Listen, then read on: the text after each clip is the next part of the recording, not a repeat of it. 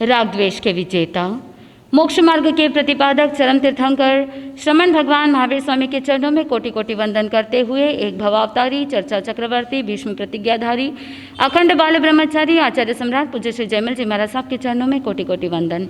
जय गच्छाधिपति, व्याख्यान वचस्पति, उग्र विहारी, वचन सिद्ध साधक, 12वें पटधर, आचार्य प्रभु श्री पार्श्वचंद्र जी महाराज साहब, मेरे अनंत आस्था के आयाम, मम जीवन उद्धारक, परम पूज्य गुरुदेव डॉक्टर श्री पदम चंद्र जी महाराज साहब के चरणों में कोटि कोटि वंदन करते हुए सभी गुरु भगवंतों के चरणों में कोटि कोटि वंदन। गुरुदेव श्री की आज्ञा से आत्मबंधुओं, अनंत अनंत ज्ञानी, सर्वज्ञ सर्वदर्शी तीर्थंकर प्रभु महावीर स्वामी, जिन्होंने संसार के भव्य प्राणियों को जिनवाणी के माध्यम से आत्मा की सुरक्षा का बोध दिया, ज्ञानी जन फरमाते हैं कि रक्षा बंधन किसे कहते हैं? रक्षा बंधन एक जमाना था जिस समय रक्षा सूत्र बांधा जाता था, जो रक्षा का सूचक होता है वो केवल भाई बहन के बीच में नहीं होता, केवल भाई के कलाई में बहन रक्षा सूत्र नहीं बांधती। वो जमाना था जिस समय केवल भाई बहन ही नहीं बल्कि राजा प्रजा के बीच में, गुरु शिष्य और मित्रों के बीच में भी रक्षा सूत्र बांधने का, माता पिता के लिए भी रक्षा सूत्र बांधने का एक क्रम था। लेकिन आज का ज़माना कैसा आ गया है कि रक्षा बंधन के औचित्य को समझ नहीं पाते, केवल एक रूढ़िवाद के साथ रह गए। आत्मबंधुओं, रक्षा और बंधन दो शब्द है। बंधन किसे कहना? हम आपसे पूछना चाहेंगे कि क्या आपको बंधन पसंद है? अगर कोई व्यक्ति किसी को बांध करके रखे या किसी को कमरे में बंद करके रखे, क्या आपको वो बंधन पसंद है? नहीं पसंद। कोई भी व्यक्ति बंधन नहीं चाहता, लेकिन ज्ञानी जन कहते हैं कि बंधन शब्द के दो अर्थ होते हैं। एक प्रकार का बंधन है जो व्यक्ति को बांध करके रखता है, पकड़ करके रखता है, फंसा करके रखता है, उसे जकड़ करके रखता है, उसे कहते हैं बंधन। दूसरे प्रकार का बंधन है जो मुक्ति की ओर ले जाता है। वो किस प्रकार का बंधन है? जो रक्षा का सूत्र बनाए रखता है। वो कैसा बंधन है जो आत्मा को रक्षा देता है? वो कैसा बंधन है जो साधक को मोक्ष की मंजिल की ओर ले जाता है? गुजराती के अंदर कहते हैं, आप जब कोई त्याग व्रत प्रत्याख्यान ग्रहण करते हैं तो आप कहते हो कि मेरे तो नियम लिया हुआ है, मेरे तो त्याग लिया हुआ है, मेरे तो पचखान किए हुए हैं, मेरे तो इस बात का सौगन है। गुजराती के अंदर कहते हैं कि मेरे इस चीज की बाधा है। आत्मबंधुओं, बाधा का मतलब रुकावट, बाधा का मतलब अड़चन, बाधा का मतलब जहां पर आप आगे व्यवस्थित तरीके से जा नहीं पाते हैं, उसे बाधा कहते हैं। सही है? लेकिन गुजरात के अंदर बाधा का मतलब होता है जो आत्मा में जो रुकावटें आ रही है, जो आत्म भाव को पहचानने में जो अड़चनें आ रही है, उन अड़चनों को तोड़ने वाली जो बाधाएं होती है, जो नियम होते हैं, उसे कहते हैं बाधा। प्रभु महावीर स्वामी कहते हैं कि यह त्याग का बंधन साधक को मुक्ति दिलाता है। ये सर्व विरति रूपी बंधन साधक को मोक्ष रूपी मंजिल दिला देता है। इसीलिए ज्ञानी जन ने कहा, आप संसार के बंधनों में मत बंधिए, आप त्याग के बंधन में बंध जाइए, आप सर्व विरति संयम के बंधन में बंध जाइए। ऐसा बंधन, ऐसा बाउंड्री वॉल जो आपको एक सीमा में, एक दायरे में बांध करके रखता है, ऐसा बंधन जो आपको आगार धर्म के अंदर प्रवेश कराता है। जब आप आगार धर्म को ग्रहण करते हैं उस समय आप एक सीमा बांध देते हैं, आप बंधन में आ जाते हैं। बहुत बार जब गुरु भगवंत प्रेरणा देते हैं त्याग व्रत प्रत्याख्यान ग्रहण करना है, तो आप क्या कहते हो? पचकान लेने के अंदर कतराते हैं। आप कहोगे कि मैं पचकान के अंदर बंधना नहीं चाहता। कहते हैं कि नहीं कहते हैं? और बहुत बार ये नेगेटिविटी अंदर रहती है। आप कहते हो कि पचकान लेते हैं, पचकान के बंधन में आ जाते हैं तो वो टूट जाते हैं, इसीलिए मैं इसमें बंधना नहीं चाहता।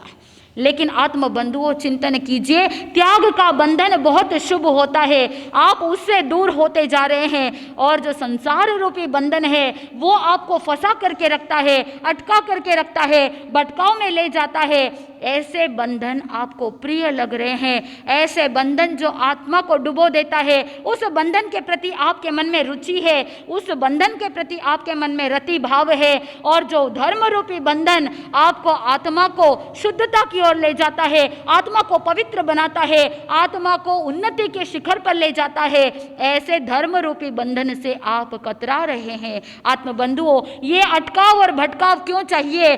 सही मायने में बंधन का अर्थ समझ लीजिए, त्याग के बंधन के अंदर प्रवेश कर लीजिए। और अगर त्याग की सीमा में बंध जाओगे तो दूसरे अनावश्यक कर्म आपकी आत्मा को भारी नहीं बनाएंगे। दूसरा शब्द है रक्षा। रक्षा का मतलब क्या है? थोड़ा सा आप भी बोल दीजिए कि रक्षा का मतलब क्या होता है? क्या करना? भाई बहन एक दूसरे की रक्षा करते हैं, बस इतना काफी है। ज्ञानी जन कहते हैं प्रेम भाव, अहिंसा की भावना, सहयोग की भावना, सहानुभूति की भावना, एम्पैथी की भावना।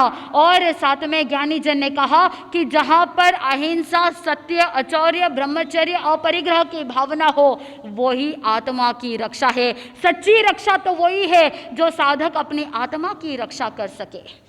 और सच्चा रक्षा बंधन तो वही होता है जो एक आत्मा दूसरी आत्मा की रक्षा करे, छेकाई जीवों को अभयदान दे, जीवों की रक्षा और छेकाई जीवों पर दया की पालना करना, यही वास्तव के अंदर रक्षा बंधन है। आप कलाई के ऊपर रक्षा सूत्र तो बांध देते हैं, लेकिन उसके साथ एक संकल्प जरूर लेना। आज आप जब दोपहर के समय में रक्षा बंधन का अनुभव करेंगे, मनाएंगे, रक्षा सूत्र को अभिमंत्रित करेंगे, आत्मरक्षा कर स्तोत्र के माध्यम से, कवच के माध्यम से उस रक्षा सूत्र को अभिमंत्रित करेंगे। उस रक्षा सूत्र को आप अपने भाई के कलाई में बांधेंगे या आप एक दूसरे के कलाई पर बांधेंगे, क्योंकि उस जमाने के अंदर केवल भाई बहन के साथ रक्षा सूत्र को बांधना सीमित नहीं था, ये असीम भावना को लिए हुए चलता है कि एक दूसरे के प्रति जो रक्षा की भावना है, एक दूसरे के प्रति अहिंसा की भावना है, एक दूसरे के प्रति स्नेह मित्रता की भावना है, एक दूसरे के प्रति सहयोग की भावना है, उस भावना को लेकर के चलते हैं। और इसी भावना के साथ आप जिस समय रक्षा सूत्र आज दोपहर में बांधेंगे, उस समय मन में संकल्प करना, मैं छेकाई जीवों की रक्षा के लिए निरंतर तत्पर बनूं और साथ में मन में ये भी भाव रखूं कि समस्त संसार में जितने भी जीव हैं उन सभी जीवों के प्रति दया भाव रखूं। ऐसा संकल्प रखते हुए आज क्या करना? रक्षा सूत्र एक दूसरे को बांध देना।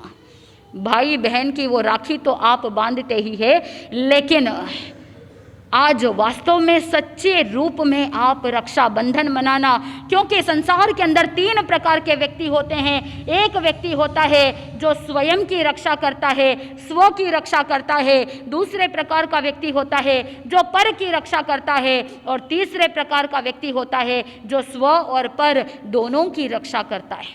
आत्मबंधुओं, प्रभु महावीर स्वामी जो तीर्थंकर बने, जो करुणा के सागर है और अपनी करुणा के कारण से, अपने अपार अनुकंपा के कारण से प्राणी मात्र को अहिंसा रूपी रक्षा सूत्र दे दिया और अहिंसा के बंधन में सभी को बांध दिया, जिसके कारण से वही सबसे श्रेष्ठ और महान रक्षा सूत्र है जो प्रभु महावीर स्वामी ने हम सबको दिया।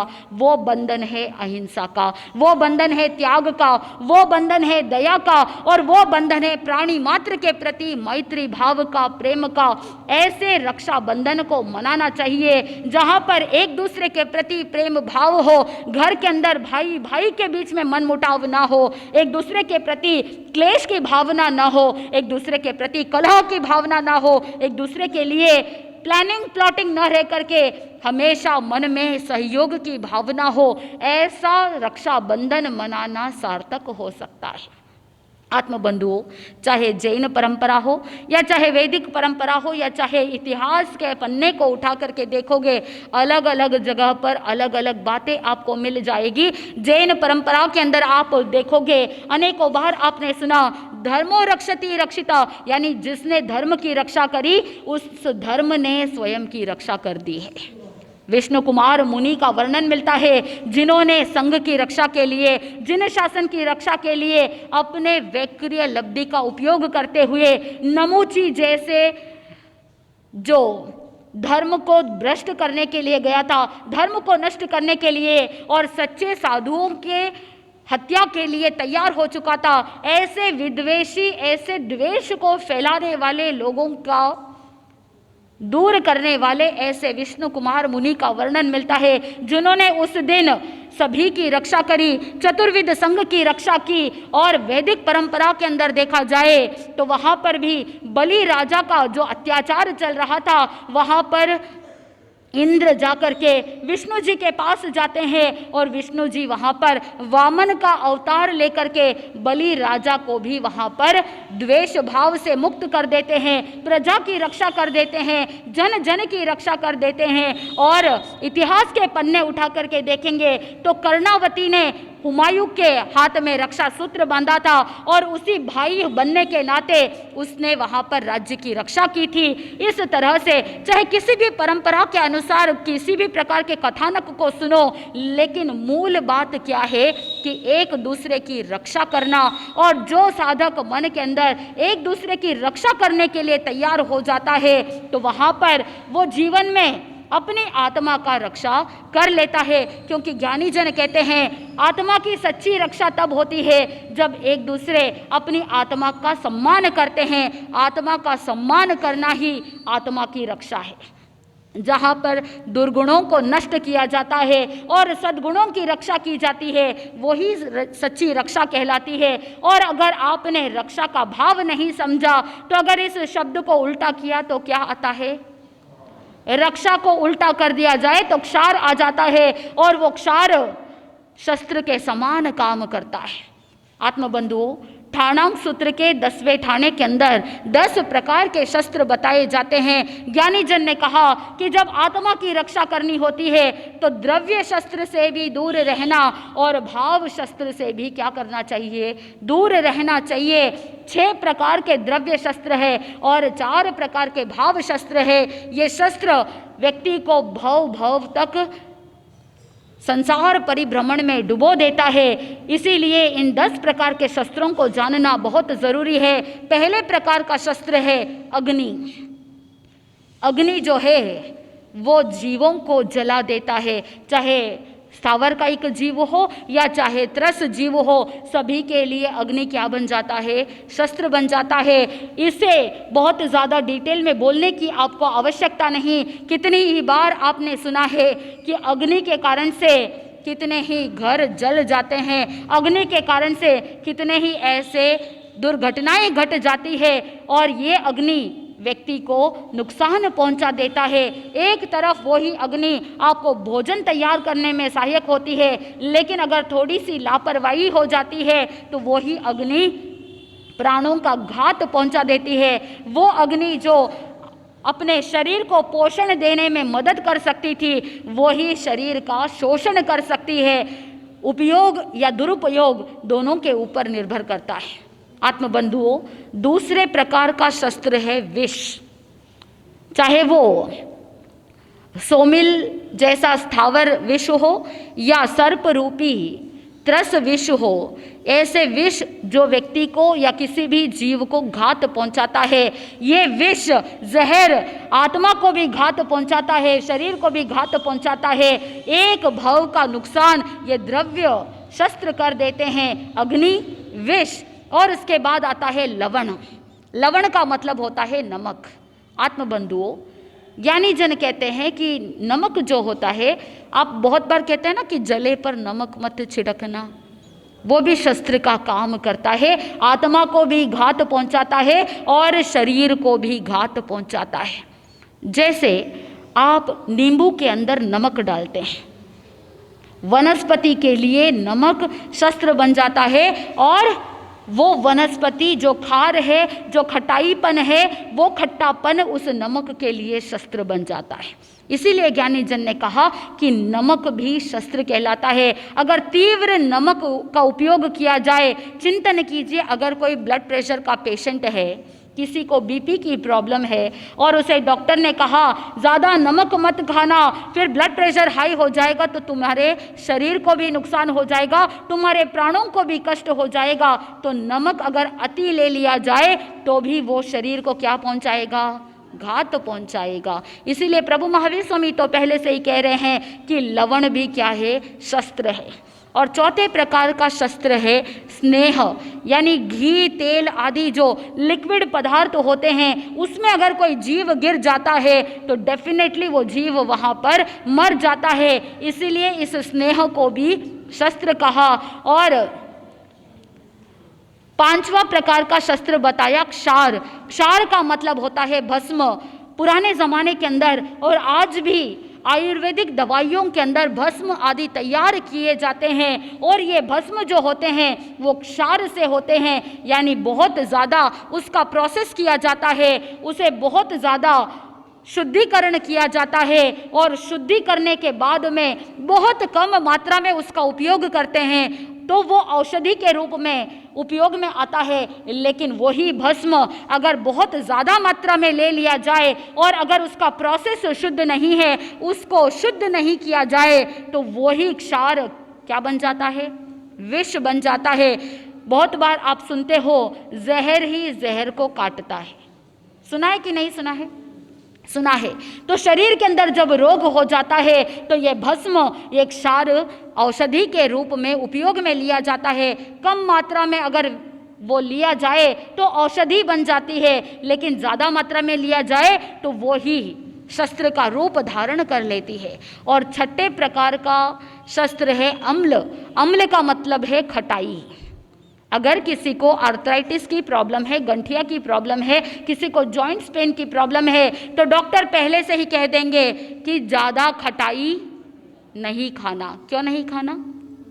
जिनको जोड़ों में दर्द रहता है, जिनको गंठियावादी होती है, जिनको आर्थराइटिस की प्रॉब्लम होती है, उन्हें पहले से ही कहा जाता है कि आपको खटाई ज़्यादा नहीं खानी चाहिए। और जिनके शरीर में एलर्जी की प्रॉब्लम होती है, किसी न किसी प्रकार की एलर्जी होती है, स्किन एलर्जीज होती है, तो उनको भी कहा जाता है कि खटाई नहीं खाना। क्यों नहीं खाना? क्योंकि ऐसे कंडीशंस में वो शस्त्र का रूप बन जाता है। ये जो 6 प्रकार के शस्त्र है वो द्रव्य शस्त्र है, एक भव नुकसान पहुंचाता है। लेकिन आगे के जो 4 शस्त्र है वो भव भव तक आत्मा का घात करता है। दुष्प्रयुक्त मन, दुष्प्रयुक्त वचन और दुष्प्रयुक्त काया, यानी मन, वचन, काया का दुरुपयोग करने से, मन, वचन, काया रूपी योगों को निग्रहित नहीं करने से, कंट्रोल में नहीं रखने से ये आत्मा को भव भव तक भ्रमण कराता है। और 10वां है अविरति भाव, यानी त्याग, व्रत, प्रत्याख्यान ग्रहण नहीं करना, वो भी आत्मा के लिए क्या है? शस्त्र है। क्योंकि प्रभु महावीर स्वामी कहते हैं अगर आपने त्याग, व्रत, प्रत्याख्यान ग्रहण नहीं किया, अगर आप अविरत हो, अगर अविरति भाव में रह गए, तो वहाँ पर ज्ञानी जन कहते हैं कि समस्त संसार के अंदर जितनी भी पाप क्रियाएं हो रही है उन सब का पाप दोष आत्मा तक पहुँच जाता है, और वही पाप दोष आत्मा को भारी बनाता है और संसार परिभ्रमण के अंदर चक्कर काटने के लिए मजबूर कर देता है। इसीलिए ज्ञानी जन ने कहा 6 द्रव्य शस्त्र से भी बचना, ताकि इस जन्म का क्या हो सके? संरक्षण हो सके। अगर आप अपने इस जीवन की सुरक्षा चाहते हैं तो 6 प्रकार के द्रव्य शस्त्र से अपने आप को बचा लेना। और अगर भव भव के घात से बचना चाहते हो, आत्मा की सुरक्षा करना चाहते हो, तो 4 भाव शस्त्र से भी अपने आप को बचा लेना, यानी मन, वचन, काय योगों को शुद्धता की ओर ले जाना, संवर की ओर ले जाना, निर्जरा की ओर ले जाना, और अपनी आत्मा को कर्म बंधन से मुक्त करते हुए आत्मा को सद्भावना रूपी बंधन में बांध लेना। कर्म बंधन से मुक्त होना है तो आपको त्याग रूपी बंधन में बंधना होगा। पूज्य गुरुदेव डॉक्टर श्री पदम चंद्र जी महाराज साहब कहते हैं हर एक जीव को किसी ना किसी बंधन में तो बंधना ही पड़ेगा। जो अभवी जीव होता है वो कर्म बंधन से बंध जाता है, जो मिथ्यात्वी जीव होता है वो कर्म बंधन से बंध जाता है, और जो अज्ञानी होता है वो भी अपनी आत्मा को पापों से बांध लेता है, पाप रूपी बंधन से बांध लेता है। लेकिन जो सम्यक दृष्टि जीव होता है, जो ज्ञानी होता है, जो सरल आत्मा होती है, जो हलुकर्मी जीव होता है, जो पॉजिटिविटी रखने वाला है, जो ज्ञानी है, वो हमेशा त्याग रूपी बंधन में बंध करके अपनी आत्मा की रक्षा कर लेता है। तो आज रक्षाबंधन के दिन वास्तव में सच्ची रक्षा को आपको करनी है अपनी आत्मा की, तो उसे अपने आप के साथ जोड़ने के लिए प्रतिदिन आत्मरक्षा कर स्तोत्र का क्या करना चाहिए, पाठ करना चाहिए, जिससे जितनी भी नेगेटिविटी होती है, जितने भी नकारात्मक ऊर्जाएं होती है, उन सभी नकारात्मक ऊर्जाओं से अपने आप को मुक्त करना है।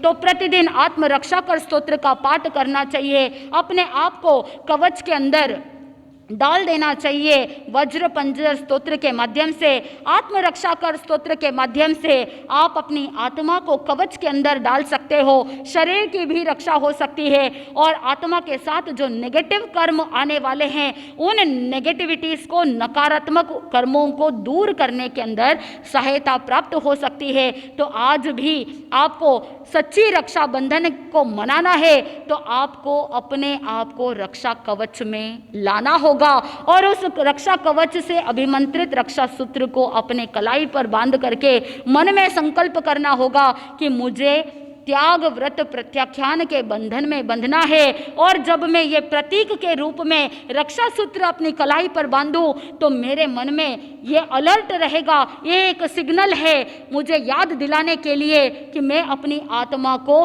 त्याग के बंधन में बांध रहा हूँ। और ये प्रतीक है अपने आप को याद दिलाने के लिए कि मुझे हमेशा धर्म में रह करके अपनी आत्मा की सुरक्षा करनी है, आत्मा की रक्षा करनी है। और इसीलिए आज दोपहर में जो रक्षाबंधन का कार्यक्रम होने वाला है उसमें केवल भाई बहन ही नहीं, माता पिता ही नहीं, सभी बंधु बांधव, जितने भी स्वजन परिजन, आपके जितने भी घर के सदस्य हैं, सकल संघ को क्या है, आमंत्रण है।